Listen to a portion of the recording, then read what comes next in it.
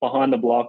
I've got 1 foot up, got my goggles on. I'm waiting to go, and then I just hear the clouds start clapping, and I look up, and Flo's just standing there doing the like the pre-high jump, pre-long jump type of like athletic clap, and the whole crowd's getting around it.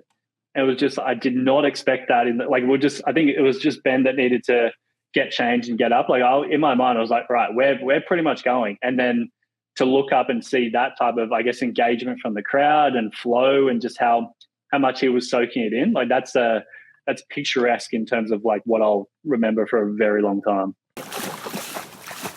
Welcome to Social Kick. I'm Brian Lundquist. We got the full crew, Dr. John Mullen, Luke Paddington, and fresh off of his Olympic victory in the 50 freestyle, Cam McEvoy. What's going on, man? How are you? I'm good. Not much is going on this end. No training or anything. It's a bit of a whirlwind outside of training, outside of like the swimming sphere, getting back with like the media, all that type of stuff. But outside of that, pretty good. Has your gold medal tarnished yet? Reading about these Paris gold medals aren't exactly the quality. Or maybe that was the bronze one, so that's why you won gold, so you didn't have to deal with the quality issue. Yeah, it was a bronze, and I think it was like they had a full night out. They had it in the spa and in water and stuff like that, apparently. So yeah, mine definitely has not touched any water. That's good. All right. Well, we asked our audience what questions they had for the 50 freestyle Olympic champion, and they came back with some questions, most about training, but we had a few that we wanted to kick off. This one is from Soul Eagle 82, wants to know, who do you think is the GOAT in the 50 free? Oh, depends on what metric you use. Yep. Mm-hmm. As in, like, you go look at the past 4 Olympics. Flo, he's medaled in every single one, and he's had every color. That in and of itself is a pretty good measure.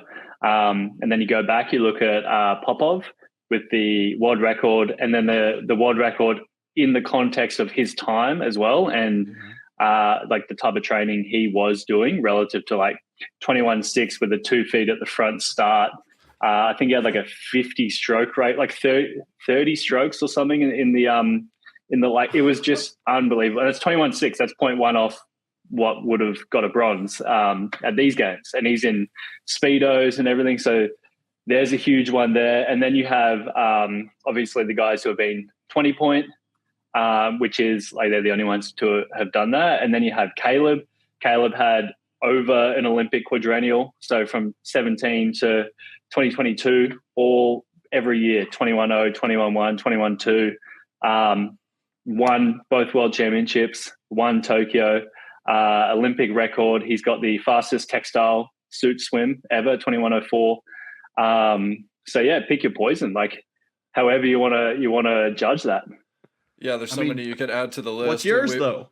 Yeah, you got to pick one though. Yeah, true. Don't cop out and just spread knowledge. Come on now. Well, because you got Bruno, Bruno all the times under 22. You got Tony Bruno and Gary yep. with gold medals. I mean, come on. Yeah, Gary with the back-to-back win in the Olympics. Anthony with the extended back-to-back win in the Olympics. You've got Bruno with the most swims, sub 22 seconds, over 100. Looked up recently, Ben's leading the most sub 21.5 swims as well. It's like if I were to say out of all of them, because I have always, like, if I was asked Olympic gold or world record growing up, it was always world record in my eyes. I've always been very like time oriented. I would have to go with probably Caleb with his 21.04 and the consistent 21.0s, 21.1s, all of them done at the biggest of the biggest meets that you can do them. I'd personally have to go with Caleb on this one at the moment. Wow, interesting. Wow. John, who's your pick? I think Popov, like Cam was saying, just like the what he went at that time, and that's what's tough about some of the current swimmers is we'll see how long these times last, or if there's another big, Luke, you were talking about earlier, like huge waterfall drop in time. But his time at that swim with, like you said, the 2-footed start, the stroke rate, the pool, like no kickback on the start, obviously with the 2-footed start, just amazing. Yeah, Luke, who you got? Friend of the show, Gary. Silver, gold, showed up for the moment, got his hand on the wall. Gary. Yeah. All right. Well, I'll be the contrarian. I'll go Bruno then, because I think consistency is just incredible. But that's cool. I didn't know that about Ben Proud for the most swims under 21.5. But I mean, the fact that Bruno stacked together 100 something is just like, wow, you know how to do this. You've like developed mastery in this this discipline and like every element. The difference as well is Ben's sub 21.5s. He's got the most by, I think it's like 4 or 5 swims. But then Bruno's sub 22, he's got the most by almost like double or triple whoever's second. Yeah. Like that gap is gigantic. Yeah, it's like he shows that he never has a bad 50 freestyle. It's which when you focus on one event, as you've started to do, that's what you expect. That's what you're shooting for is all the rounds and everything. So hey, just do this for another decade and you'll hit 150. Yeah, maybe I'll close the gap over the next decade. All right, this one's from Roloff_Lotriet wants to know, what's your take on the enhanced games? It's a loaded question. Personally, I don't like them. Personally, I don't like the enhanced games. I think even at a base human level, these athletes are getting up and I don't know the protocols they're doing or what they're going to be taking and the standard in which what they're taking has been assessed, I guess. Like effectively they're putting their hands up to be guinea pigs on the medical stage just to see how far their bodies can be pushed. And whether or not you see those side effects in the next 5 years or if it's not until 20, 30, 40 years down the track. Like it just even from a human level, like I can't advocate something that has so much potential to have that like consequential ramification on health down the line. Yeah, totally. I guess my only hope with that is that, did you see that movie Icarus? I feel like that took such a turn that maybe there's something positive that comes out of the enhanced games that it like tells a great story. And like the original intent was to document these athletes, and then suddenly we find out like I don't know, who knows what was happening. Yeah, you can't rule it out. And I mean, there's so many angles you can take on your views on this type of stuff. But yeah, I'm not a fan of it. Yeah, but I do wish there was a temporary enhanced games. Like I love to see Cam in a jacket for like a one race. Oh, like equipment. Oh yeah, a non-medically enhanced games or something like that. Yeah, just a one-off. Put it on, see what happens. Like putting fins on and doing a fin swimming. We all did that. Put a suit on. Yeah. Put a jacket. Yeah. Well, we got to watch. You mentioned Caleb, and we got to watch him do that like challenge in the Speedo laser, which I wish he'd just done. I mean, I know he's a Speedo athlete, so he did it in that. It would have been cooler to me to see it in a jacket or something, because I mean, I had my best swims in that era, and then didn't have them as good in the jammers and everything. So that would be a lot of fun. But yeah, what would be your like choice of equipment if you were to equipment dope? I mean, fins is obvious, but I mean, like, I guess what do you like? I guess I'll give it context as I suck at fins. Like they do make me faster, of course. So if I was to pick one, fins is the obvious answer. But what I mean is I'm not a good user of fins. I'm much more efficient when I grab with paddles versus other people. So I'm just curious, like, what's like the biggest like, advantage that you have if you used equipment? Well, I mean, for me, I'd love to just see what would happen with 2 Jagged suits on or something like that. 2 of the late 2009 era suits. It was a common thing for people to wear more than one. And like, I'd love to see how different that made the entire race. Like your time to 15 would be significantly faster. And then your starting speed from your first stroke would be way higher. And then you can hold that for a much longer period of time.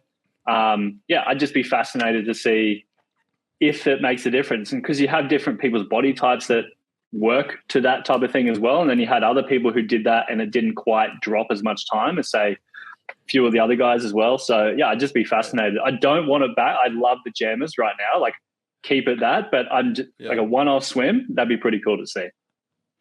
I never wore that suit, but I can't imagine wearing 2. Do you think that we would have? Because you can't get in one and you never could. No, back then. But 1984, he was good. Do you think that the development of underwater swimming would have not have been as fast if we had kept these very buoyant suits on? What do you mean in terms of since they were cancelled? in your 50 free, a lot of guys were back then would just dive in and pop up and go in the water, the Bovels of the time and stuff. Now you got the crooks and the dressers staying under, the Gretchen Watchers staying under and able to stay underwater without having to fight any extra buoyancy. Would you, if you had this buoyant suit on, how would you, maybe that would have affected how long the 15-meter was on the start of that race? Yeah, but it might have changed it. Like for me, for example, I'd be straight up swimming with that type of suit. But then you could ask the other question, if the suits came out in like the 80s before the 15-meter rule was in, and these guys were going out to 30, 40 meters off the start, imagine if it was in then, and then how much better that would make them. And I think either way, like you'd probably have someone, regardless of the suit or not, you're probably going to have someone like your Crooks, your Dressel coming along, who is God tier at the underwater, and it'll just happen or not. Like, regardless of the suit. Okay. Yeah, that's probably true. By the way, on the two suit thing, is it confirmed that Emery Laveau had two suits on for that 44.9 he went? I don't know if anybody has information. I can't confirm it. I've heard that there were more than one suit. But no idea. All right, here's the last one that I had on the Olympics. This one's from user Brian Lundquist. That's me. Did the U.S. team get too distracted by the cowbell comments in Paris? Well, Bobby Fink definitely didn't. He dropped the sickest 1500 at the end of the beat. Like the whole context of that race too, like with the medal tally, sending it the first start of the race when he's not usually doing that, the board race. It was pretty sick from an Aussie watching the Americans. Like that was, if there was a way to overtake us, like that was it. Did it in style pretty well. But yeah, I mean, look, world swimming, the depth of what gets into semifinals, what gets into finals these days, it's spilling outside of kind of your top nations. And like with the American system, the college system, it's open to the world, and these guys are coming in. They're recognizing that this is the pathway that they take to get to the best that they can be. And it's the same environment that the US guys are in year round as well. So like, it's like an ebb and flow type of thing. Like you can't always expect like absolute top tier performances year in, year out. You've got to have that ebb and flow of even just like the point in time, like the average point in time in which all of the people on the team are at in their career. You'll have the new ones coming along. You'll have the older guys kind of at the crescendo of their career. People at turning points as well, like where I was, say, 4 years ago to now. It's just there's way too many moving parts to really put any, I think, specific pinpointing on anything. And look, it's more than likely they're going to come out by the time LA's there, and they're going to be like, like stupidly good across the board. And so they'll look back in 4 years' time and just go, oh, it doesn't matter. Like, look where we are now. And it's an ebb and flow type of thing. It has to be. Yeah. No, it has to be home games. And then you guys got your home games afterwards. I want to talk about the Paris Olympic final. So the last time Cam McEvoy was on Olympic final, you were 47.0400 freestyler. You were like, this guy is going to break the freaking world record in the final of the 100 free. And you had a disappointing swim. Then you get on top of the world in the 50 free. You win a Worlds. You get out-touched. The next Worlds, you are on top of the world in the 50 free. You walk on deck. It's your Olympic final again. This time, you got a job done. You finished. You touched first. This is you. What was the difference? What was the difference between Rio and then this? Context. I'd say just where I was into, like, there's so many moving parts that go towards that one race in the final. And it's just, the context of how I spent the last 2 years preparing for that moment, where I was in terms of my relationship with sport, with Tim around me and our collaboration and how we went around things. Like where do I even start in describing it? Like obviously I'm a very, like, I thrive on wanting to understand what I'm doing, why I'm doing it, if there's any better pathways that I can take to do what I'm doing even better. And so that's just my general nature. And so having that directly aligned with what I'm doing on a day-to-day basis in training goes a long way. Just even from the psychological point of view, just that relationship, daily that you have with the sport, with what you're doing, like making sure no stones unturned, but also being excited to go down new pathways of training and seeing where it leads. Yeah. That in and of itself goes a long way to being behind the blocks and just being grateful for where you're at, because like obviously the race and the final itself meant a lot, and I really wanted to get my hand on the wall first. But the journey or the prequel to that led from deciding I'm going to do what I'm going to do and then being behind the blocks was in itself far more rewarding and way more engaging across the entire span of that 18 months, 2-year period. Me and Tim going to the call room, like I was really nervous, obviously, not really chatting much. And then on our walk to the call room, we just turned to each other and we just mentioned, like, I'm so happy that I was able to go through this period with you, that you allowed me to have this space to just do what I wanted to do, put my heart on my sleeve and just see where it ended up. And like we didn't like yap on about it too much, but we definitely got a little bit emotional, and like we recognized that, and just that didn't really matter what the outcome of this race was, generally speaking. Like, we've taken so much out from this journey already, as a whole, that the outcome was just kind of like a nuance in the end type of thing. So yeah, that goes an incredible distance to just allowing yourself to be on the block, execute what you need to do, and yeah, trust that process. And then that ties in with the way I'm training too. Like every week I'm suited up, I'm sprinting, I'm chasing times, particularly as we get closer to the competition. I'm getting closer and closer to replicating what I want to do in a race. I'm doing 25s and doing 35s. I'm splitting roughly where I want to split for a 21-2, 21-3, so to speak. And so I can get up on an Olympic final, even if I'm not feeling 100% or whatever.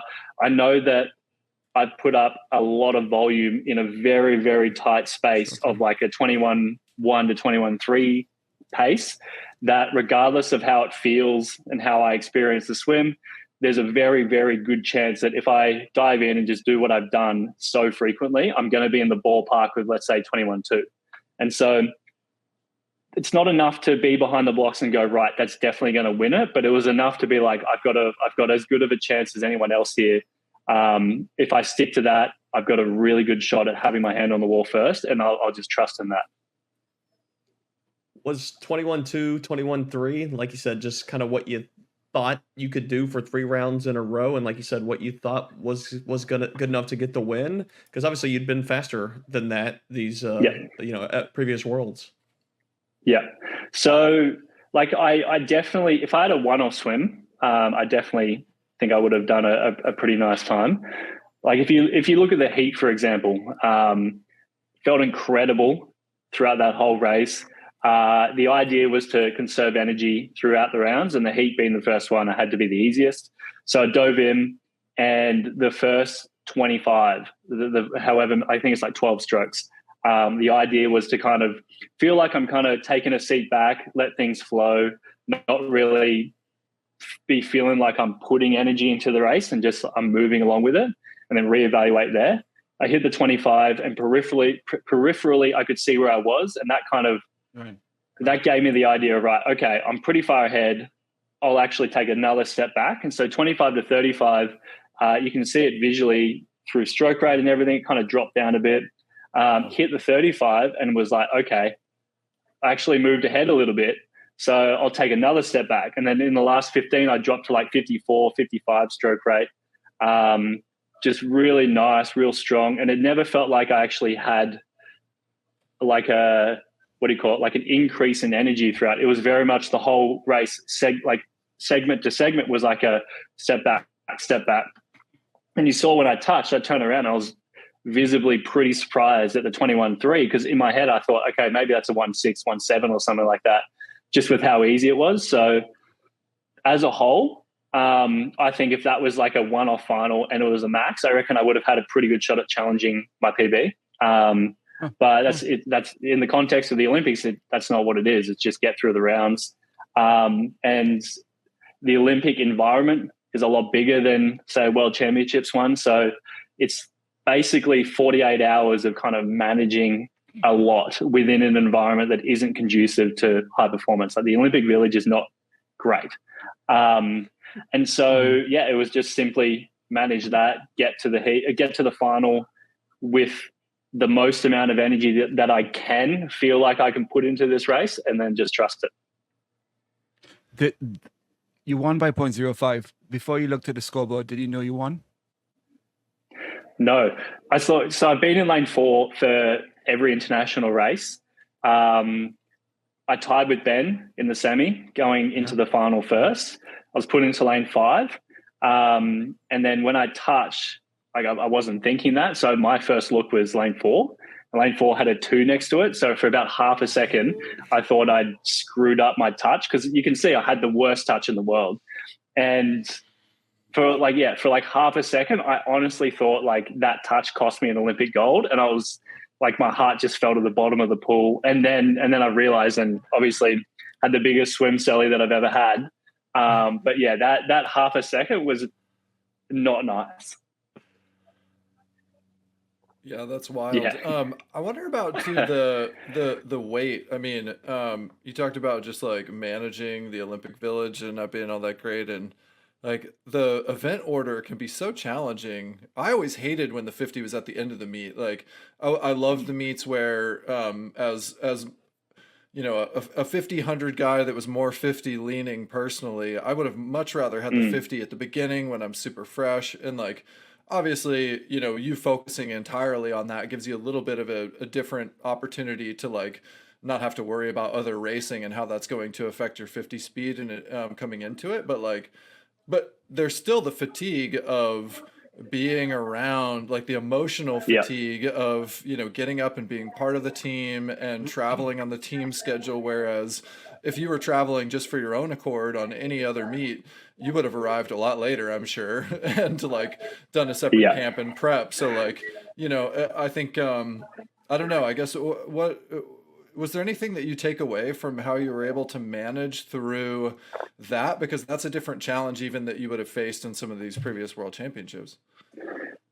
Yeah, it was tough because at the Worlds I had 50 fly on day 1 on both occasions. So that split it up a lot, because you go through the rounds, then that's like 1 or 2 days, and then you spend 1 or 2 days recovering, and then you're kind of starting to think about the 50 free, and by then you've got a day or 2 to go and you're ready. Whereas this time around, the whole waiting period from the first day of comp to the 50 free, it was day 6. It felt like an eternity pretty much. Like the environment that the team sets in terms of like setting the tone in their performances, the energy that goes around from day 1 kind of rolls through the whole meet. And so being day 6 and not really having any involvement in any of the racing, you're kind of at the mercy of what the energy of the team environment is doing from a day-to-day point of view. Like it doesn't like control you or anything, but it's definitely something you sit within, which goes a long way. And then outside of that, in the village, like we're in a building with all of the Australian team. And so like the amount of times I was just sitting in bed trying to switch off, like watch Netflix or just like not be in a performance mindset. And then you just hear like every 45 minutes or an hour, like the whole team downstairs who's in that communal room watching all the other Aussies compete on TV are just cheering at, like, say the volleyball girls won, or say our soccer girls won, or something like that. And there's just massive roars going up every 45, 60 minutes. And you can't escape that type of energy. And that's every day. And so it's really hard to be able to find that space to switch off and to feel like you're not on edge the entire time. And again, that comes through with like energy conservation, in the sense where you've got your rounds that you go through, the heat, semi, and final, but you've also got life to live in the village around what is effectively like the most energetic sporting event in the world. Yeah. So yeah, it's tough. And yeah, I mean, it took me 4 times to really get a good grasp of it, a good understanding of it. And like, that's a lot. That's a lot of experience to finally kind of break through. And yeah, very individual, but it's really tough. I mean, it sounds like trying to manage just like dopamine hits and, like you said, just stresses on the neural system. So you have that in the village, you have that with the, like you said, it's 3 swims in 48 hours, stressing the neural system. Do you have any tips or tricks that you use to, help reduce neural stress or help yourself recover? Chocolate chip muffins? Well, Is that what it is? they're all gone. The Muffin Man took them all. For me, it was I have pretty the much. recipe. Oh, nice. Send it through. Yeah. It was pretty much like a void for me. So like I had no social media, wasn't on my phone. I opened the Samsung phone we got given in there, set that up and just had Tim and Maddie in that phone. So it's effectively just the rest of the world didn't exist outside of those 2 people and what I had to do on a day-to-day basis. And it was really just like, find my own little tunnel and don't deviate out of it. So that works for some people. Other people kind of need that kind of energy. If you're more extroverted, you kind of seek that out there that kind of lifts you up. So yeah, again, super individual, but that was the way kind of I went about it. I remember being in the village in Sydney because my brother swam, so I got to go into the village, and I'm with the Trinidad team.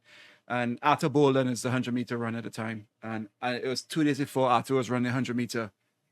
And he could not keep still. He couldn't sit down. He was just like so full of energy. Like, you know how you saw Noah Lyles? And Noah Lyles was always very, very jumpy. Yeah. Arthur was 2 days out just running the 100, and he couldn't stop moving. Are you the cheater before the kill? Or are you just like, I have so much in me, I need to explode? Well, it was a bunch of things. So the 3 days leading into when I started racing, so this probably started day 3 of comp. I had 3 wildly different representations of I guess nerves and anticipation, anxiety. So day 1 or day 3, which was the first day of this, woke up. I felt like I had an infinite wellspring of energy. Like I could run through a brick wall and come out the other side and just feel fresher than before I hit the brick wall. Like I was ready to go. I was really excited. In the gym, just felt like so light and explosive. Same in the water. It was great, but it was almost like an overhyped feeling of being ready type of thing. It's not a natural feeling. And then the next day was the polar opposite. It was like your classic nerves, your classic doubt. Like you're feeling a little bit tense. You can't quite get the technical rhythm of things. You feel a little bit heavy. And so it was a mirror representation of the exact same thing, just being presented in a different light. And then the third day was kind of in the middle of that. It was like it was just neutral. So a lack of emotion, a lack of engagement, I guess, is maybe for lack of a better word, which again was just another representation of anticipatory anxiety and nerves just kind of wanting to be expressed and just finding different avenues to kind of have that come forward. And so, yeah, like I wouldn't say I can't sit there and be like, yeah, it's the analogy of like the cheetah where you relax, and then you pounce type of thing. Cause it was everything. It was every animal. I was going to say, how did Tim handle that? What was the advice every day? He was like, okay. Or did he give you advice different based on where you were? He was good. He picked up on it. He really picked up on it. And virtually his guidance was just kind of having the space to be the blank canvas in which I could just present however I was to him. So it wasn't like you need to try to do this, you need to try to do that. It was like, we'd catch up, we'd have a chat. He'd see me on pool deck we'd catch up for a coffee or whatever. He'd kind of see how I am in that day and then kind of reflect what I needed off the back of that. So it wasn't like one thing either day. It was just however I was, he kind of adapted to just relay what I needed to hear in response from that. And then on top of all of that as well, like we had a few conversations, particularly about 2 hours before we went to the final of the 50 and it was really just like he he says as a coach, like, you don't know what you're going to get so close to a final from an athlete in terms of like where they're at and all that type of stuff. And pretty much when we met up for coffee before going in, it was like, it's a little quiet, like not much conversation. And then we got eventually onto the point where it was like, looking back at where I was a year ago, 18 months ago, I had, I guess, a string of things I wanted to do. And starting from like the most humblest point, it was just, I wanted to enjoy swimming. On top of that, it was like, okay, I want to make an Australian Olympic team again. And then I wanted to go under 22 again for another time. It'd been so long since I'd done that. I just wanted to go 21.9. And then after that, it was like, right, I want an individual swim in the 50. And then it was I want a final in the 50. And like, we sat there and we're like, right, we've actually checked off 99% of the goals that I wanted to hit leading into these games. And like the last thing is an Olympic medal. And yes, we want that. Yes, we really badly wanted like a gold or whatever it could have been. But in retrospect, it was like, right, we can take stock in the fact that like I've hit pretty much everything already. And so if this were to happen, that's okay. Yeah. Okay. So this is kind of segue to the question. Flo Manadou was told by his coach before he walked on deck before London, just to smile and have fun. Tom Dean told himself, nobody won an Olympic gold medal walking on deck at the final thinking they were going to lose the Olympic gold medal. So he told himself he was going to win. You mentioned that you and Tim had a very deep emotional moment and recapped the honor of working together for the last 2 years in the context there. The English 100 freestyler James Ingram asked you, and I'm going to ask a similar question. What's the warm-up to become the world's fastest swimmer? What's the warm-up you did that day, mentally and physically? Physically, it's a one I've done pretty much every session for like 2 years. Sorry, that's my dog there. Sleep talking. I get in, throw fins on. I do 200, 300 easy, take them off, and I go into the end lane. And then basically I'd put on my red parachute with fins and I'd do 12 strokes, kind of feeling the technique, like kind of like 8 out of 10 effort type of thing, out to about 15. Come back in, take the fins off, do it with just a red chute, come back in, take the red chute off, do it body weight with nothing, come back in, put the fins on, do it fins. So kind of work down the strength power curve type of thing. And as each rep is happening, the intensity is going up. So the first one's like 8 out of 10, then it's like an 8.5, etc.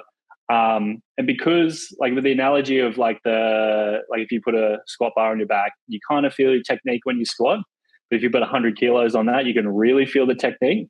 Mm-hmm. The beginning of that warm up is effectively trying to tap into that, in the sense where you load up the resistance so that you don't have to go as heavy, but you can tap into the technique quite easily. So it's like find the feel and the technique, hang on to that, and then add intensity to that feel. So once I finish that fins, I'll get out, walk down to the end, and I'll do 3 dives. First one is just 80% jump, glide, maybe a few easy underwater kicks and like 1 stroke. Next one will be a fast 15. So just pretty much a max 15. And then next one, I'll dive in, break out. I'll do 6 strokes, kind of rep and reserve, let's say 9 out of 10. And then 6 strokes building to max pretty much. And that would get me to about 25 or just over 25. And that's it. So that's my warm-up pre-competition, pre-50 free final. And mentally, I guess, so the quick chat that I had with Tim before going in, that went a long way in kind of grounding it in the sense where, okay, this is bigger than just the results of this final. And then the other thing was going back to the 3 days I had going into this final, like the amount of like crazy nerves and anxiety that I was feeling and excitement for the swim. It was really just being able to tell myself this 50, the arena that I'm going to walk out into and the pool I'm diving into, that is the arena that's going to allow me to express all of that built up anxiety, excitement, and that nerves. And that's the environment that is laid out for me to properly do that. And so I try to lean into that I guess, perspective as much as I can, particularly in the call room and as we got closer to going out. And that allowed me to feel a lot more relaxed in that moment. But then once I walked out there, all of that kind of came flooding through, which then allowed me to kind of unload all of that into the full 50.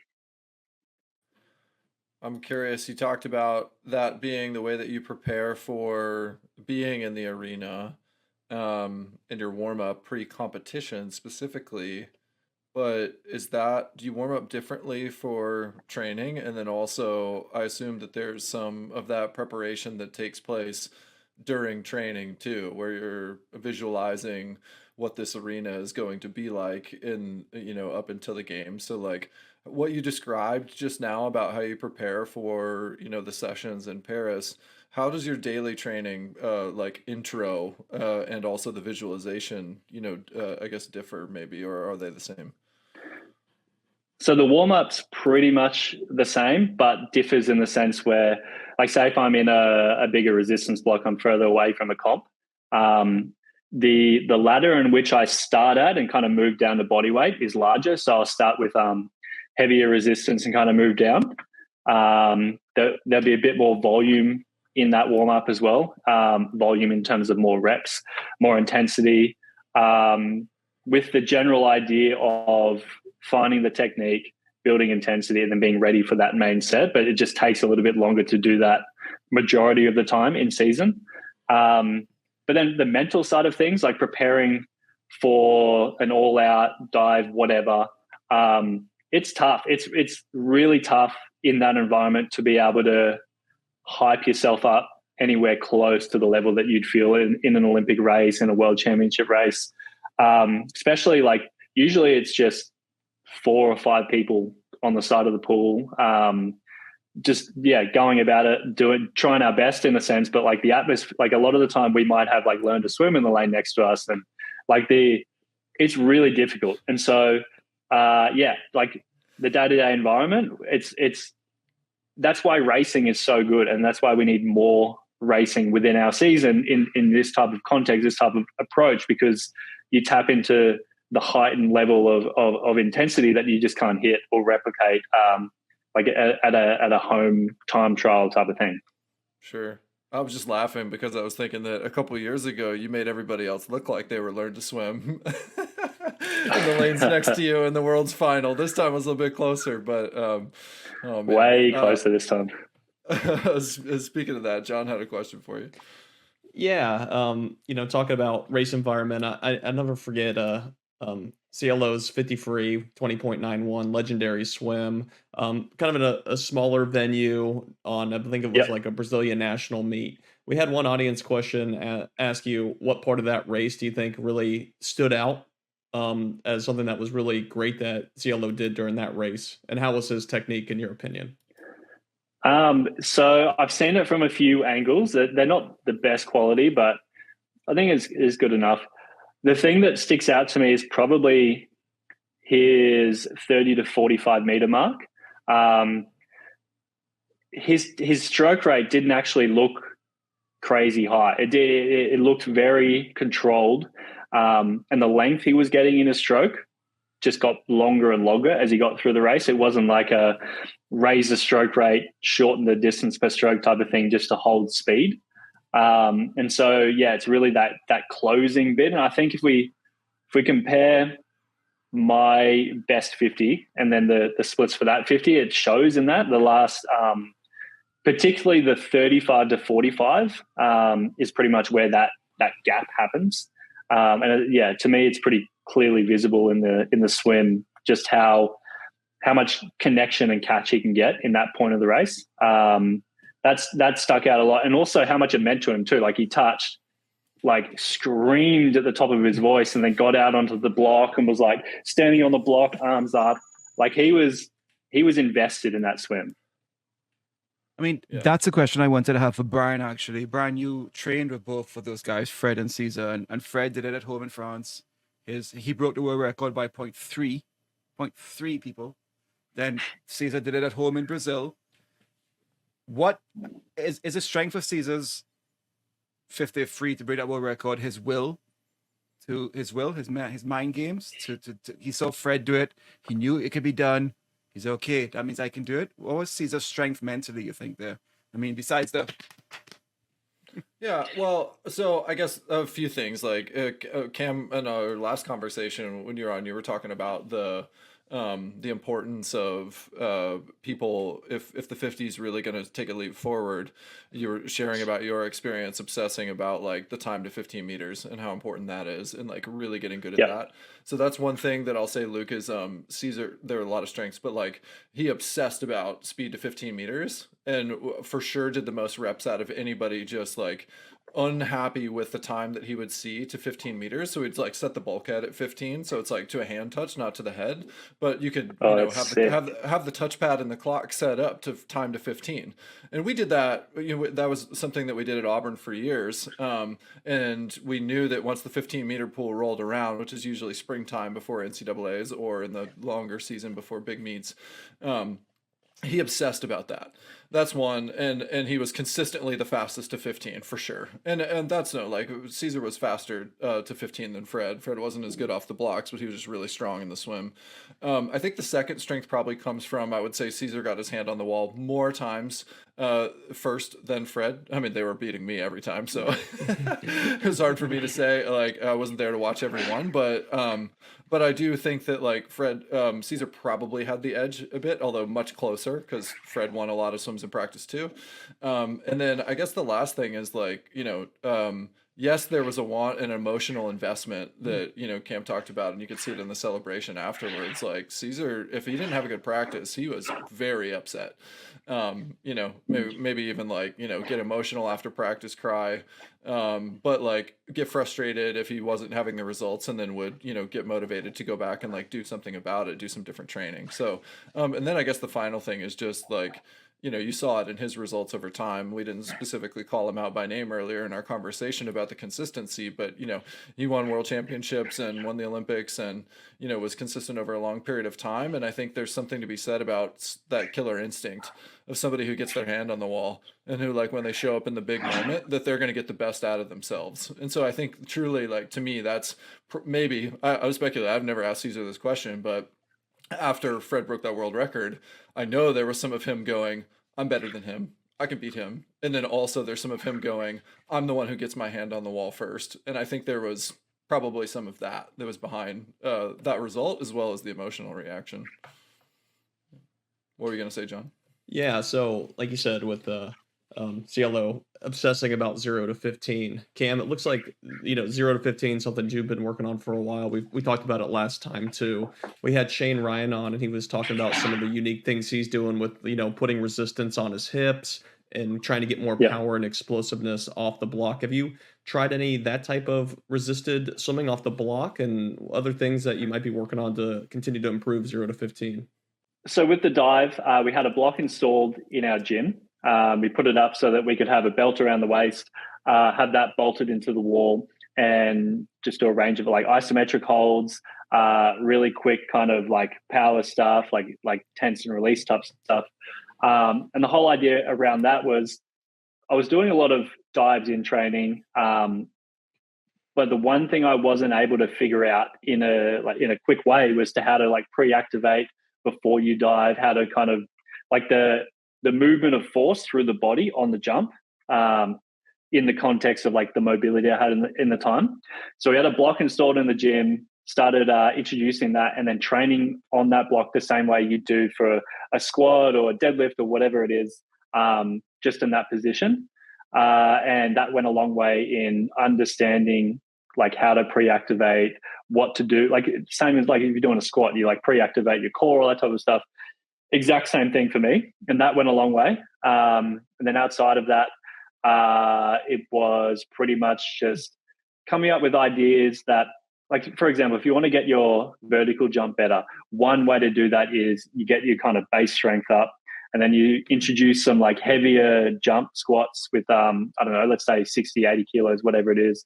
And then you slowly, while maintaining the strength you develop, you slowly drop the weight and kind of like hone in on body weight jumping. And then you might start to do some banded assisted jumping. You could do the same thing with the dive. And so you have like your isometric holds on the block in the gym, and then you could have a whole session where you do like French contrast stuff. So you hit an isometric hold on the block, and then you go to a block, like if it's right next to the pool, and you put a weight vest on, you do a jump into the pool, and then you take that off, you do a body weight one. And so, yeah, it was just playing around with different ideas with that, which helped in terms of like my takeoff velocity went from 4.7, 4.8 meters per second to 5.32 was my best, and I was pretty consistently 5.2. So that extra takeoff velocity means that you're hitting the water way faster than before. And then really it's down to you to then carry that as much as you can, which leads into like the second part of the dive, which is the entry, the streamline. You look at the best, I guess, the best divers in the world who are the best between, let's say, 5 and 10 meters. They're the most mobile. They're the ones that you can draw a straight line from wrist to ankle through every joint. And there's little to no compensation in terms of mobility on their streamline as they enter the water. And so for me, that's where the mobility came in, really trying to open up the range to then be able to find the dive technique to hit the water while minimizing the compensation I have in my mobility, my range of motion. So with that, my 5 meter time was always decently quick, but I got it. No, let's go with 10 meter time because 5 to 10. I was about, I think I was like 3.4 or something like that when I first started. Got that to a sub 3.1, which is massive because all I've done is a dive and at the 10 meter mark, 3 dolphin kicks or something like that. So very minimal effort change, but a massive time decrease. And then from then, the last, I guess, piece of the dive is going from that last dolphin kick into hitting the shape of your freestyle stroke within, like, from stroke number 1, from the get-go. Because your streamline body position is different to the body position you have when you're doing freestyle.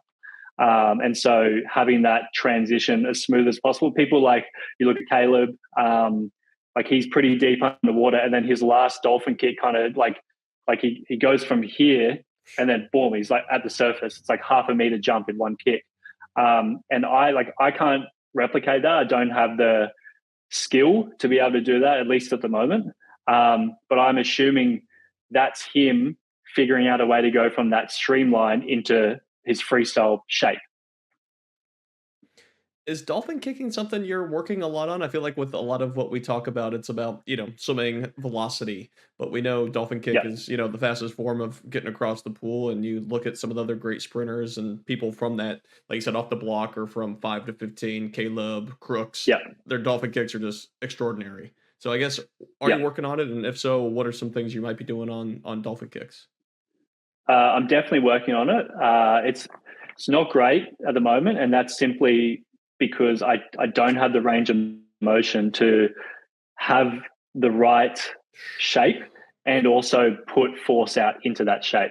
Like, parts of it is pretty good, and then I'll lose it within kind of the whole motion. And so before I can even really begin to take seriously developing in the water, underwater dolphin kicks, I need to get to a point where I can have the range of motion that makes it possible to do that. So yeah, like I started March last year on this mobility stuff, and it's been like a core tenet of my training. It'll continue to be a core tenet. I'll probably spend the rest of this year having that and gym at the forefront of kind of getting a base and that type of stuff. Because there's a chance in time to make progress before going into next year. And then post 2025 Worlds into 26, I'll really hit it. Try and open up the space as much as I can so that 27, 28, the LA run, that's all done and it's maintenance, and then I can start to develop on top of that. But it's long term. Like, you don't, like, mobility and strength are just two sides of the same coin. They're identical in a lot of aspects. And just like strength, you can't develop world-class strength in 6 months. You have to have a very long period of time, a very long time frame to do that. And I was just at a point in my career where I lost a lot of my general mobility from when I was younger. So I've just got to put in the time to gain that back. the 53 final, the whistle blows, you guys get up in a block. Crooks and Dressel get set right away. Ben stands like this, as you know, for the whole time until the last minute. The rest of you sort of like get down in the same kind of time and get set. What's your thinking and the science behind your whistle to take your marks motion? Well, for me, it's just whatever the pre-activation is. Like I'll get on the block. I kind of internally rotate my arms and my shoulders.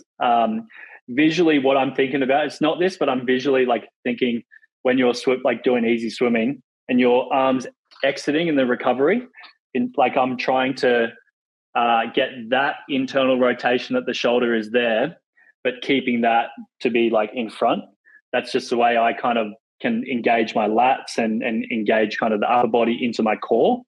I'll get down into the diving position and then I'll do pretty quick breaths in and out because I want to get the oxygen in. But when they say take your marks, I want to breathe into my diaphragm the same way you brace for a squat. So I'll breathe in and hold that.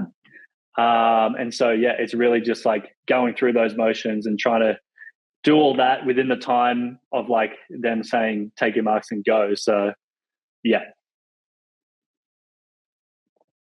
Oh, I've heard different reasons that, tiring your body, getting your feet set, and again, you're breathing. When do you take your last breath? Is it on take your marks and you go, do you pack your lungs beforehand at all? And obviously you don't breathe, do you, right? Do you pack your breath? What's your last breath? And what's it like? Yeah. So I'll do a giant breathe in after the take your marks. And that would like expand the diaphragm. And then when the gun goes, I will breathe out really quickly, but not fully, and then breathe in really quickly. So it's like like that type of thing. And so I'd say, yeah, I'd count like the last little breath is in the air before I'm about to get the water. How long can you hold your breath? Not sure. In the past, I've done sets like 850s on 45, no breath. I've done 75, no breath. It'd be, in that ballpark. I can pretty comfortably do a 50 at least. Yeah. For freestyle, not for fly. It's way harder in fly for me. Definitely harder in fly. Yeah, actually, I used to race both of those, and I would take a breath in fly, but not take a breath in freestyle. It's more like about hip positioning than anything else. All right, man, we got a few rapid fires, and then we'll let you go. Yep. What's the best moment from another athlete that you saw in Paris?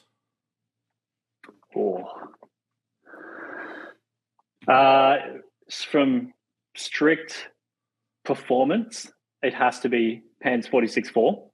And from a personal level, it's watching Elijah bounce back from Tokyo and get his first Olympic individual medal, get that silver. So close to the gold.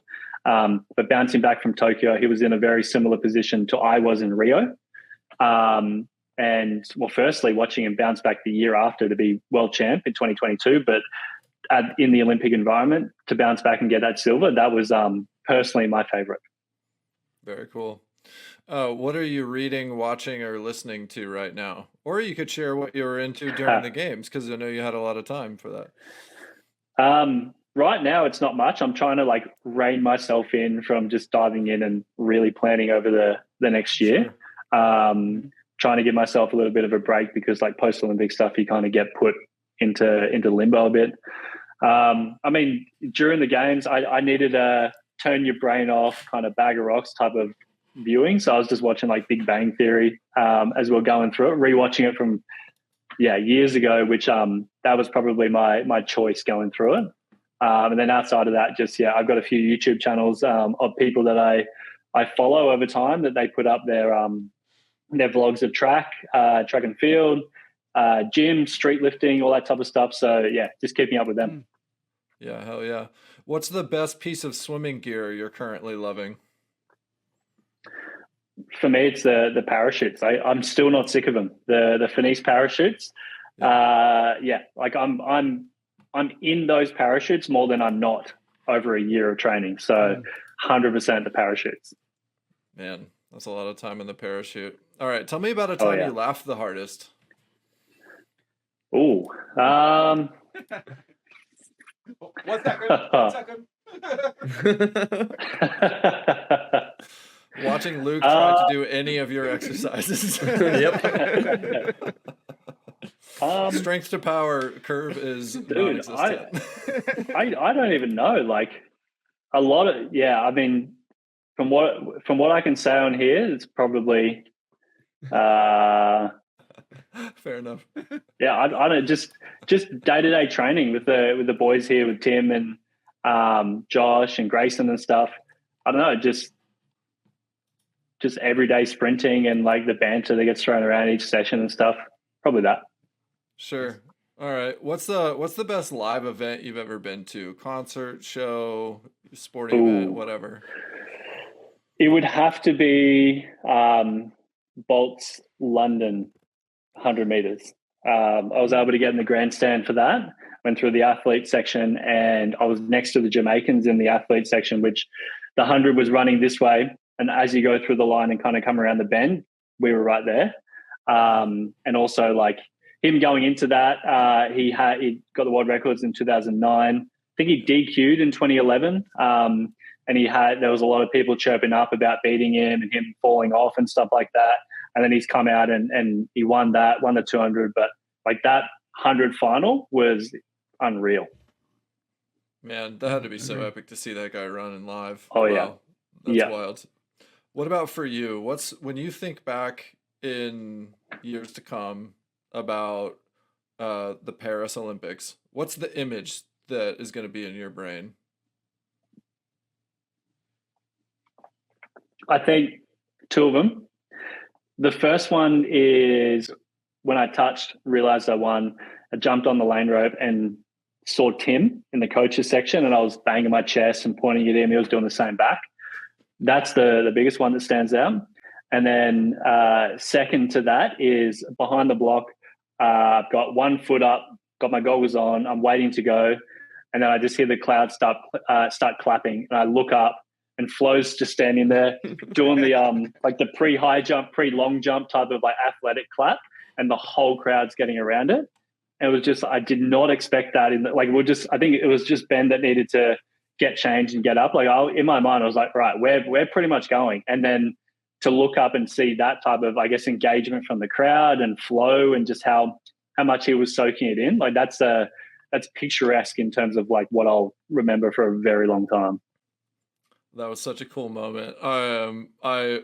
It's fun to hear the Olympic champions say it. I got to watch that moment from the stands, and it was definitely that cool. I can't imagine what awesome. It was like to be standing behind the blocks when that sort of thing is happening. That is awesome, man. Last one is, can anybody hire you as a strength consultant? I feel like you should be in this now, like teaching people all the nuances of how to find strength applicable to swimming. Yeah, dude, I'd love to. I mean, I have a huge passion for it. Obviously, I've got a lot of experiential knowledge that I want to share on, and I want others to try and do this and like see what happens with them. And yeah, I'm down for it.